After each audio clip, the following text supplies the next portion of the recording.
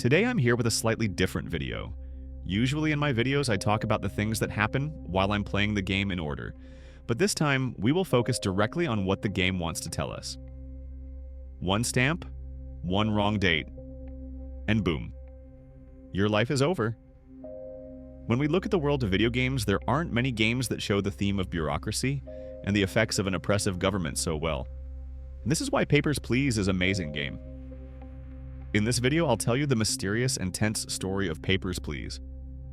First, I'll start by following the Izek victory route, and at the end, I'll talk about all the endings of the game. So if you're ready for a heavy topic about a dystopian world where a revolutionary group called Izek tries to take down the government, let's start. The year is 1982. We're in an oppressive Eastern Bloc country that feels like the Cold War, Arstotzka. After a 6-year war, the border between Arstotzka and its neighbor Kolechia is opened again. The game begins when we learn that we've been chosen to work as a border inspector in a place called Grestin. Our job is simple. We check the passports of the people who arrive, and if there is no problem, we let them in. If we make a wrong decision, we get a penalty. The mechanics seem simple, but after a point, the game becomes very challenging. We also have a family to take care of. To support them, we must check enough people and earn money. On the first day, we only deal with passports. As the days continue, the game gets harder with entry permits, visas, different documents, and weapons. If you play on hard mode, you might lose your mind sometimes. At the same time, you also need to make moral choices. For example, on day 4, this woman appears. Her documents are missing, but she says her son is inside the country. What would you do in such a situation? If you let her in, you get an achievement. But let's not forget, she could have been a terrorist. Letting her in could cost you your job, or even your life. Papers, Please has a lot of moral decisions like this. These has a lot of. Anyway, back to the story. While working for an authoritarian and oppressive government, one day a strange man arrives at the border and leaves us secret messages. This is where the interesting part of Papers, Please really begins. This man works for a group called Izek and asks for our help.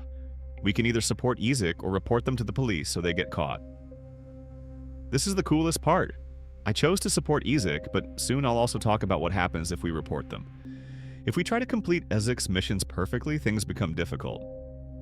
You must let criminals enter, arrest innocent people when needed, and even kill people. So what is Izek's goal? Izek's goal is to destroy the totalitarian regime in Arstotzka. They want to end the government's oppressive system, unfair laws, and the way it ignores human life. They believe this system cannot be fixed through reform and must be destroyed. So how will they do that? By making a secret deal with someone inside the system. And that person is us. Everything depends on us. One wrong decision can destroy the whole plan. The real question is, can we trust Izek? What if they create an even worse regime? What if their plan fails and we get caught and executed? The decision is completely ours. We must take the risk. Remember, Izek wants to save Arstotzka. But how many people are they willing to sacrifice to do that is unknown. When the time comes, they could even kill us. Still, I chose to follow Izek.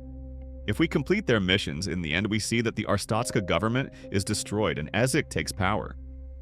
What triggers this is the final day.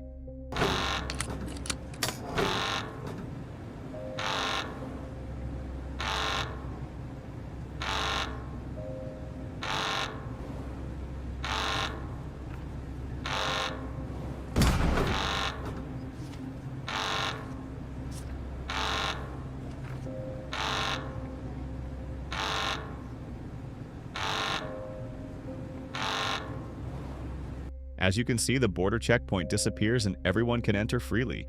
They reward us for what we did, and we start living a better life with our family in a better building. So do you think this is really the right choice?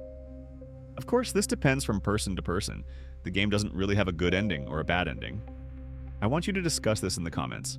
I'll also share my thoughts by replying to your comments. Now let's look at the other endings of the game. If we don't support Izek at all and fully obey the government, at the end, Izek is caught. The government also rewards us for what we've done. In short, we become one of the upper-class people of that oppressive regime we hated, and the game ends. These were the two main endings. I'd like to explain all of them, but since there are around 20 endings, it's impossible to cover everything.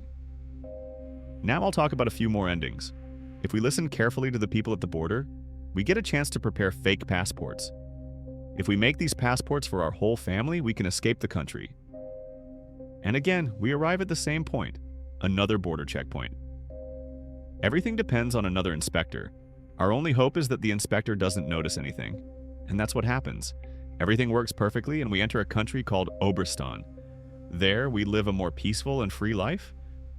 This is another ending of the game. Now let's move to another ending. If we support Ezek but don't complete all their missions, Ezek cannot win. And since the government investigates us, our actions are revealed and we get caught and executed. This is one of the worst endings of the game. If you're also planning to play the game, my recommendation is the Ezek victory route, because the most interesting ending is there. And that's it for our video. Don't forget to share your thoughts in the comments. Goodbye.